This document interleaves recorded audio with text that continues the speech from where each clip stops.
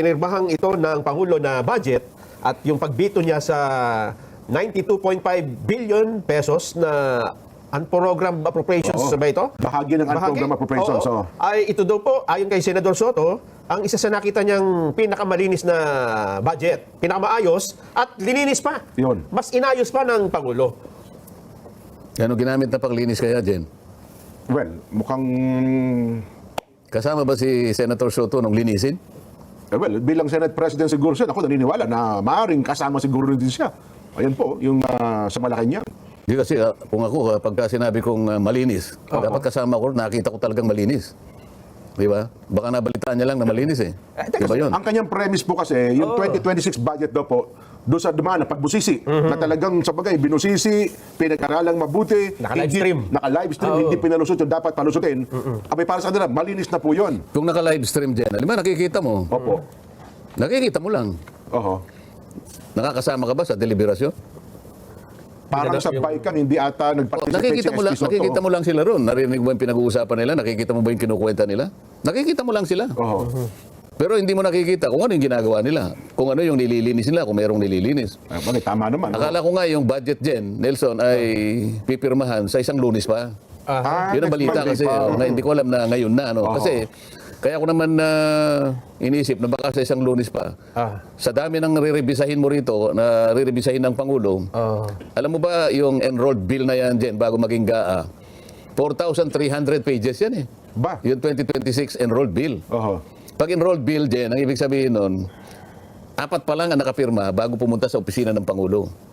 Yung 4 nakapirma dyan, yung Senate President, yung Speaker ng House of Representatives, at yung kani-kanyang mga Secretary General nila.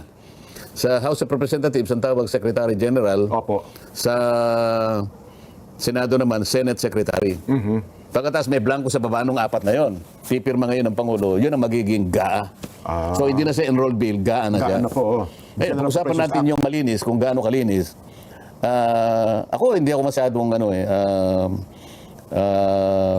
believe dun sa pagiging malinis nung nagawang budget. Kaya nga ako bumoto ng no dyan sapagkat may nakita ako na hindi rin napanagutan yung sinasabi ng marami kong kasama na talagang susuklayin namin yan. Gagamit kami ng isang suklay na masinsin ang ngipin. Suyod po ang tawag dyan. Suyod. Suyod. Oh, yan ang suyod eh, yung Tama, masinsin. Kapag ikaw ay gumamit ng suyod yan, ang ibig sabihin nun, Pati kulisa. hindi ko lisa, kuto. Tsaka ano, Ayuman. yung lisa. Oo. Lisa, yung mismong kuto, ibig sabihin, maliliit na bagay yan. Tanggal. Ngunit nakapagbibigay ng napakalaking problema sa tao eh. Maliliit ha. Makati yun eh. Kuto. Kapag hindi mo naalis ang kuto, wala eh. Kahit maliit, aalisin mo dahil nakakasagabal, nakakainis, nakakairita, hindi maganda. Opo. Pati balakubak no, kukudkurin natin ano dyan eh, di ba? Tama po kayo. Ganun dapat eh. Mga kasama ko, talagang may nagbanta talaga. Gusto ko naman yun. Oo. At ako, napaniwala nila ako, kasi kasama naman ako nung habang pinoporma namin, pagkagaling sa House of Representatives, ang tawag doon sa dokumento, HGAB. Ano? House of Representatives General Appropriations Bill. So pupunta sa amin, yun ang ihimayin, yun ang susuyurin. Opo. Yun ang gagamitin ng suyod. Di ba? O di, ako naman talagang gusto ko yun eh. Kaya nagtsaga rin naman ako na sinamahan ko yung ating chairman, kahit kaming dalawa na lang. Maraming pagkakataon na dalawa na lang kami na talaga sinusuyod namin. Ngayon, ako medyo, sinabi ko naman sa kanila na medyo ako na-disappoint ako. Ano yung na-disappoint sa Tagalog dyan? Nadismaya. Medyo nadismaya naman ako sapagkat alam naman ninyo, bumoto ako doon sa ating nagawa na version mula doon sa version ng House of Representatives. Nakita nyo naman, bumoto ko ng no. Opo. Kahit hindi perfecto yan, pero sa tingin ko, nagawa nating suyurin talaga. Ano po nangyari? O nung bicameral conference, nakita namin, sabi ko, teka muna, bakit? Bumabalik. Bakit yung pinagkaisahan natin, bakit yung pinag-usapan natin, nagagawin natin, susuyurin talaga natin? Bubusisiing mabuti. Yung mga natanggal na lisa at kuto, binalik sa ulo? Parang ganun ho ata nangyari. Kaya nga bumoto ako no, sabi ko, kaya po ako talagang nagsikap din. Ako, gusto ko makapag-contribute kahit konti lang. Para sa ganon, yung magawa nating 2026 budget, malayong malayo ka ako. Sabi ko nga million light years away from the 2025 budget. Yun ang ginamit kong pananalita dyan. Grabe, million light. Gusto kong ilayo doon, sabi ko, sapagkat alam natin, ang 2025 budget, may nagsabi at marami nagsabi, it is the most corrupt and it is the most anomalous budget the Philippines ever had in years. So gusto ko malayo doon. Bakit naman ka ako... gusto niyo, magbigay lang ako ng ilang halimbawa dyan. Sige lang po, sige po, Sen. Oo. Yung BICAM Conference Committee, na yan ang pinanggalingan ng enrolled bill. Nadagdagan pa yung AIX kasi sabi namin, lalo na nung ako'y nag-interpolate nga, hindi na ako naniniwala na yung AIX na yan, o yung MAIP o yung TUPAD, ay nakapagbibigay talaga ng positibong tulong sa mga dapat na tulungan. Ang ganun ho ba? Oho. Kasi, nagsimula yan, napakatagal na ng panahon eh.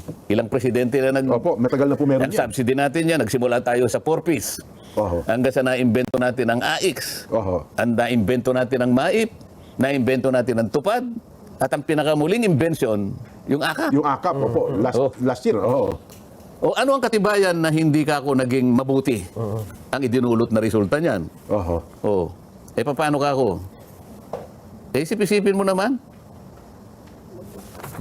Saglit lang, Sen. Bago nyo ituloy yan. Mahalaga po yan. Dapat maunawa ng ating mga kababayan. Oo, sige. Tanggapin lang po natin itong report direkta mula sa Malacanang sapagkat kahuntahan po ngayon ni Eden Santos. Ang Pangulong Bongbong mismo. Then, huwag mong gagalitan ng Pangulo. Kalalagdala sa Pangulo ng budget yan. Pangulong Ferdinand Marcos Jr. nilagdaan na raw po ang 2026 national budget na nagkakahalaga ng 6.793 trillion pesos. Kunin po natin. Nasa Malacanang mismo. Maya Pagat Panapon. Den, kamusta dyan? Yes, maya pagkat panapon ko ang Jen, kang Nelson at syempre kang Senator Marcoleta na bagaman hindi siya naniniwalang malinis yung budget at dismayado siya. Naku naman, isa na nga ganap na batas, Kuya Jen, ang 2026 General Appropriations Act para sa fiscal year 2026. Yan ngay matapos na lagdaan ng Pangulo ngayong araw, January 5, 2026, gaya ng ipinangako ng Malacanang last time ni Pangulong Ferdinand Marcos Jr. yung panukalang 6.7 trillion pesos na pambansang budget ng administrasyon.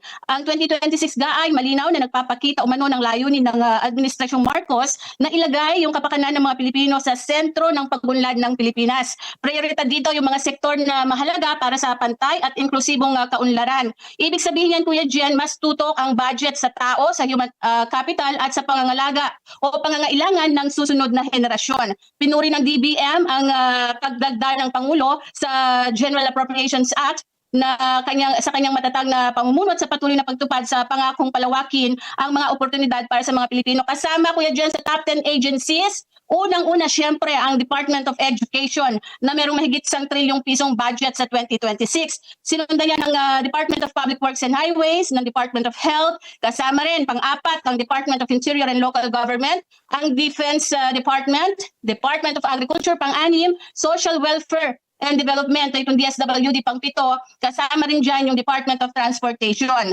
Ang edukasyon, Kuya Jen, ay talaga namang dapat number 1 yan sa budget, Pero itong taong ito, mas tinaasan pa yung alokasyon para sa DepEd, kung saan ay kasama sa budgetan ng pondo ay yung paglikha ng mahigit 30,000 teaching at non-teaching plantilla positions para daw maisulong yung dekalidad na edukasyon sa ating bansa. Sa kalusugan, may 1 billion pesos na budget para doon sa sinasabi nila, pinagmamalaki na zero balance billing, na antabayanan natin sa taong ito kung marami ang makikinabang niyan. At syempre yung agrikultura para doon sa mga magsasaka at mangingisda na susuportahan ng budget nitong 2026. Gayon din yung farm to market roads, kasama yan sa merong alokasyon.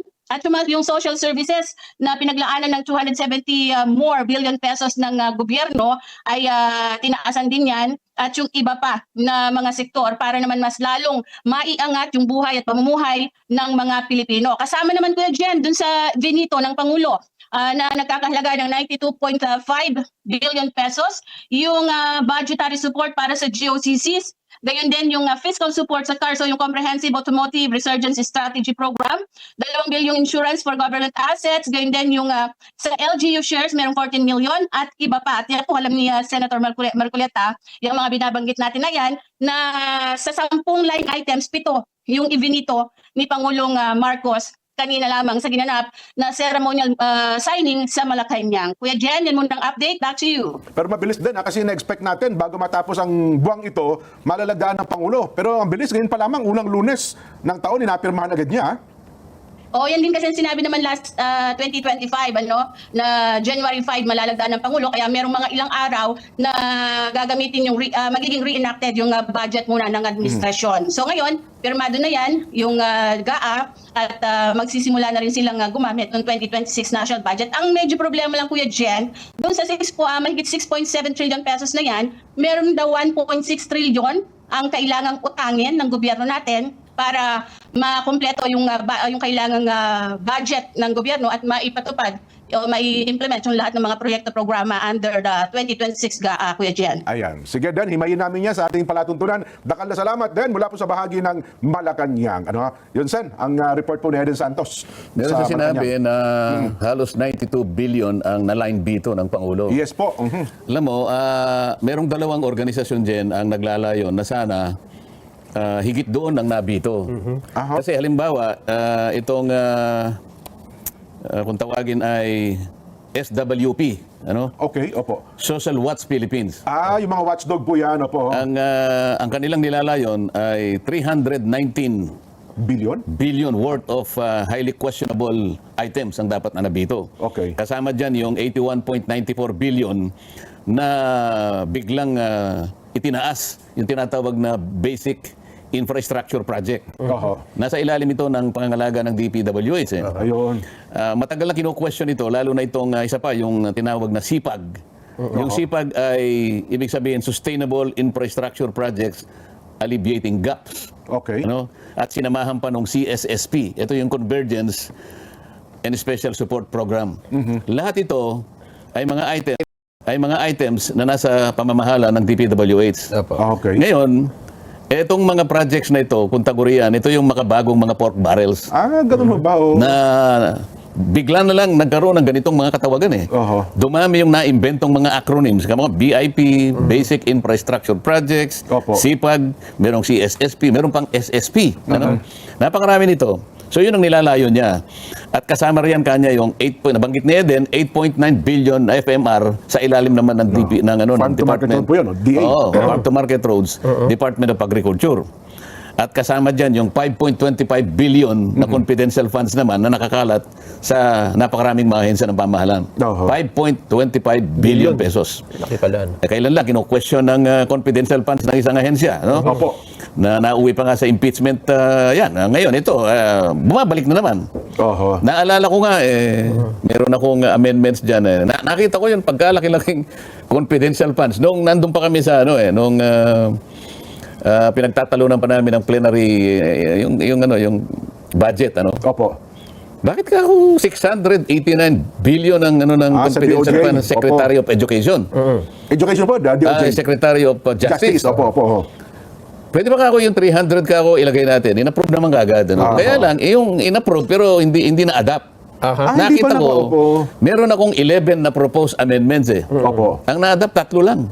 Ganon. Ngayon, susuriin ko to sa 3 yun kung ilan ang pumasok sa GAA. Ngayon napirmahan na ng Pangulo. Opo. Hindi ko muna adapt kasi nandun na sa GAA. papasok sa GAA. Kaya kailangan silipin ko pa yun. Tandaan mo 11 ang proposal ko, 3 ang na-adapt.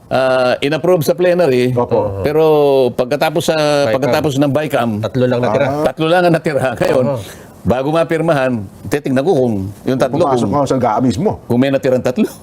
Oo. Sinasabi natin kanina, kaya ako nagpahayag ng pagboto ng no. No, opo. Dahil nga kasama ko yun sa pagsuyod Noong napakaraming dapat na suyurin.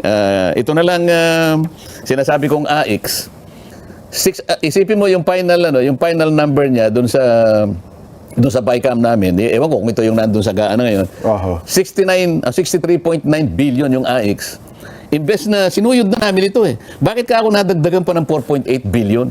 Kung sinuyod mo, paano nadagdagan? Oo nga, kala ko yung na-list na. Di ba? Lumaki. Yun naman tupad, naging 22.4 billion pagkatapos na ni-reduce namin ng 13.8 billion na lang. Okay, opo. Sa Senate version namin, imbes na 22, 13.8 lang ang nilagay namin. Bakit naging 22 nung BICAM? Balik po nung Kaya nga, sabi ko, yung mga nagtangka, yung mga nag-warning ng mga kasama ko, hindi po pwede yan. Susuyurin natin yan. Hindi kami papayag na yung mga kung anong-ano na bagay na hindi may papaliwanag, kinakailangan mawala. Hindi Lumitawad O yun na lamang yung MAIP. Ayan, opo. Yung MAIP, ang ibig sabihin yan, Medical Assistance for indigent patients. Yes. Anong ginawa? Yung MAIP dinagdagan, ginawang MAIPIP. Oh, Ha? tama Yung kayo. PIP, financially indigent patients. Kaya nga lumaki. Isip-isipin mo, naging 51.6 billion din. Samantalang ang pinipilit namin sa Senado, yung mga kasama ko, wala na yung MAIP dapat. Panagutan na lang natin yung zero billing. Para sa ganon, yung PhilHealth, lumaki yung kanyang pondo, ibalik na lang sa PhilHealth yan. Hindi ang nangyayari kasi ngayon dyan alam ba, kayong dalawa, congressman kayo, makikipag-away. Hindi. Kailangan meron kami mga letter of guarantee. Opo, Guarantee letters. GL, opo, tama Para yan. bang yung nasasakupan natin, may sakit. Mga doktor ba tayo sa atin pupunta Oho. Dala-dala yung kanyang medical abstract. Ayun nga. Kung Jen, tulungan mo naman yung anak ko, may ano Tsaka yun, hindi na titignan na. Akala mo ngayon tayo ngayon ikaw ngayon na maglalagay discretion mo kung magkano ilalagay mo ron Paano mo nalaman na ganun lang ang dapat na pangangailangan niya? Si Nelson halimbawa, sipon lang ito, kanya sige, bigyan mo ng 5,000. Paano mo nalaman na sipon yun? Hindi man tayo, sabi ko, wala tayong competence. Unang-una, hindi na dapat dumaan sa atin. Yun yung pinaglalaban ko Opo. sino ba tayong pasikat na sa ating padadaan? Ako nahihiya sana ako Kaya lang, wala na rin akong magawa na nasa Congress ako, hindi kunin na rin. Kasi pwede ko rin namang tulungan yung mga sasaw. Pero hindi dapat ganito. Yun ang sinasabi ko. Lumabas ka ako, ganito na. Kaya sabi ko, paano kung boboto ng yes dito? Medyo nga ako, mabigat sa loob ko na bumoto ko ng yes. Bagamat yung mga ibang gusto kong ayusin, nandun naman Kaya lang mas marami yung dapat na hindi mailagay doon. Bakit ako lumalaban sa ganitong mga subsidies? Ganito kasi yun Nelson, Jen, Opo. Sangayon doon sa isang survey ng SWS, September 2025, halos kalahati ng ating mamamayan, involving about 11.2 million families, ang nasasabing hanggang ngayon mahirap pa rin kami. Tama po kayo. Teka muna nga ako, kung nakatutugon ito sa pangangailangan ng napakarami nating mahirap na kababayan, may AX ka, may tupad, may maipip, Puro may kung ayuda. ano-ano, Opo. ay bakit kalahati ang nagsisisigaw? Hanggang ngayon mahirap pa po kami. 22 to 27% ng ating mamamayan ang nakakaranas ng tinatawag na involuntary hunger. Parang nawawalan ng silbi Sen yung lahat ng ayuda na yan. Di ba? Yun ang lilitaw doon. Gusto niyang kumain. Paano? Kaya nga sabi ko, hindi ka ako napupunta doon sa dapat kapuntahan. Kasi nga napupolitika, ito ang pinakamabuting anyo ng political patronage. Dadaan kasi sa inyong dalawa. Alam ba, Opo, congressman opo. kayo. Utang na loob ng constituent kasi kayong nag-abot. Pero hindi naman pera niyo yun Pera ng gobyerno na dapat para sa kanila yun Totoo po. Oh. Etong November 5, 2025 na survey na to dyan, na nagsasabi na 27% ng ating mamamayan nakakaranas ng involuntary hunger o gustong kumain na walang makain. Opo. Ito ang pinakamataas since 1998. Wow. So paano paano mo ngayon sasabihin na nakatutulong itong mga subsidy ito? Yun ang aking naging dahilan. At sabi ko naman sa aking kaibigan ko naman talaga si Senator Sherwin. Opo, siya yung chairman ng Silang finance. tatlong magkakapatid. Secretary Rex Gatella ng DSWD, barkada natin yan. Mayor West. Si Mayor West, barkada rin na. Nakasabay ko lahat sa Congress yan Di ba? Opo. Sabi ko, pasensya ka na ako, Senator Sherwin. Alam mo naman tayong dalawa lang ang talagang pinilit nating suyurin talaga. Kaya lang bumalik talaga Parang para sa bandang huli, yung paggugwardya natin biglang bumaba. At pinasukan tayo ng kalabukab. Kalabukan. Kaya ang dating Tagalog ba yun? Opo, palakang kabkab, kumakalabukab, sabi nila, di ba? Bakit ang gwardya natin ay biglang bumaba? Oo nga. Sana kung napanagutan natin, walang papapasukin yan. Isip-isipin mo, ang gagamitin mo ay suklay na masinsin ang ngipin na kung tawagin ay suyod. Suyod. Sinuyod na mabuti. Eka. So, nasuyod bang mabuti? Kung yan ang sa paliwanag niya, parang hindi nasuyod doon sa BICAM, Sen. Kung ganun ang nangyari. Hindi pa ako tapos Yung sabi ng isa pang asosasyon na kung tawagin ay RFID. Parang dumadaan sa expressway yun, RFID yan. Yun ang kanyang yun ang kanyang pangalan. Acronym, RFID. Ha? Sabi niya, dapat yung 243 billion na unprogrammed funds, tanggalin. Okay.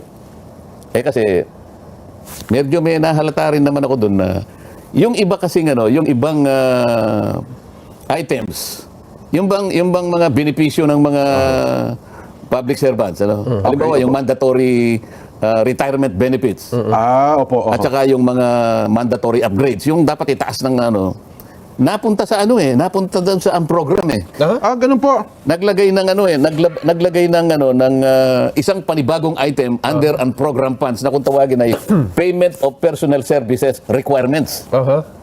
Bakit nilagay doon sa program? Sa program fund, Para sa ganon, hindi mabito.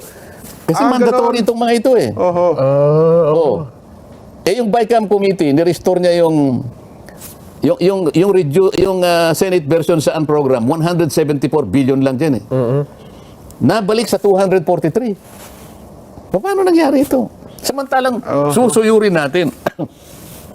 Yung program alive pa nga, kasi, unprogrammed appropriations dyan, kung tawagin, UA eh. Unprogrammed appropriations. Hindi kaya nabibigatan ng ating mga kababayan. Kailangan may paliwanag Kaya nga po, ninanamnam namin mabuti, matututo opo. sila rito eh. Oho. Kapag nilagay mo sa unprogrammed funds, yung unprogrammed appropriations na yan, merong condition bago mo magamit yun eh. Kapag ang pondo po naka-unprogram. May tatlong condition Okay, dyan. opo. Oo. Basta-basta. Oo, kinakailangan meron kang dagdag na income mo buwis na Pumasok. na pumasok. Nakolekta po. Opo. Paano mo gagawin yan eh? Ngayon, ang BIR at saka yung customs nagbagsak ang mga target Wala, nila. hindi mo no? makaabot sa target. Saan mo kukunin yan? Baka mamaya kunin mo sa iba. Ibig sabihin, isa sa kondisyon, kinakailangan may dagdag ka. May dagdag ka na buwis na nakolekta. O kaya naman, merong na-approve na loan. Utang na naman. May apo. Utang. Nako, mukhang... Ibig sabihin, mga ganyan yung, pagkatapos isa-certify ng Treasury. Okay. So, may tatlo kang condition ngayon. Yung pala yun, Ngayon, Ibig sabihin nito, Sen, para lang malinaw, yung appropriated ay budget mo na nandun na sa wallet mo, kumbaga sa program yun. Program na. Pwede mo nang gastahin yun. Ang program, wala pang pagkukunan. Wala ka pang pagkukunan, kaya mo lang gagastahin yun. May condition nga eh.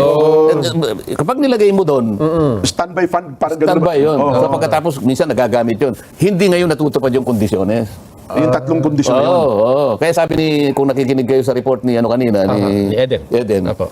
Inamin na merong 1.6 na deficit. Yes po, Trillion. 1.6 trillion. Opo. Actually, 1.7 yun eh. Kasi 6.7 trillion ang ating budget. Ang kanilang projected income, ano lang eh, 5 trillion eh. Yun ang tax revenue. Opo. Galing sa tax revenue. Yung non-tax revenue, baka meron silang makukuha ng halimbawa, kahit 600 billion lang, ito yung mga non-tax, ito yung mga GOCCs. So palagay mo 1.6 trillion talaga. Ito yung pangungutang mo. Yun. Ako, ang laki. Mangungutang ka uli eh. Oho. Kung paano ngayon? Ito yung sinasabi natin. Samantalang, kung titingnan mo, merong survey ang SWS dyan eh. Kung binasa mo yung dyaryo 2 days ago. Anong expectation ng mga kababayan natin pagpasok ng 2026. bagong taon, 2026? Opo. So, nag-survey yung SWS.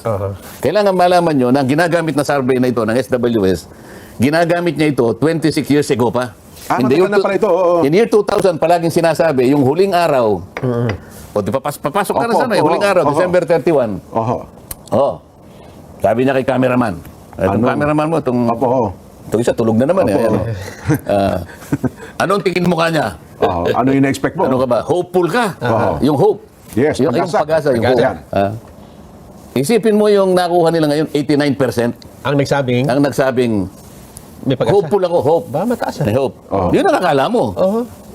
Kasi ito palang uri ng pagtatanong na to, kinopya nila, kinuha nila with the approval of German Poll Center sa Germany. Okay. Sa Germany kasi, yung hope, nagagamit nila na takot. So, interchangeably, Okay. hopeful ka pero takot ka. Yeah. pangamba. So, pwedeng gamitin, may pangamba. Anyway, na, opo. Yung mula nung 2000 ginamit na ito eh. Opo. O 26 na ngayon. So 26 years 26 ago years ago, ginagamit opo. na ito. Alam mo, nakita ko 5 beses lang na tumaas na 96%.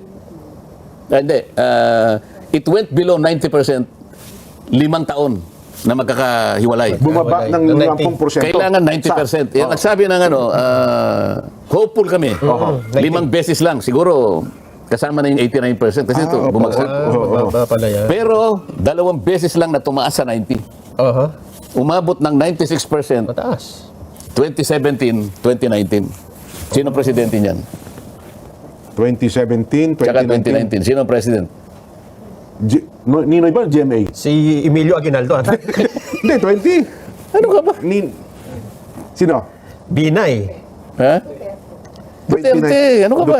Oo nga pala, Si Pangulong Duterte, presidente pa rin? 2016 to 2022. Ano ka ba? Hindi ko po eh. Akala ko Oo hindi nga. naging Kaya presidente. ang hirap eh. Kaya nga, Mahina tayo sa mat eh. 29, 17.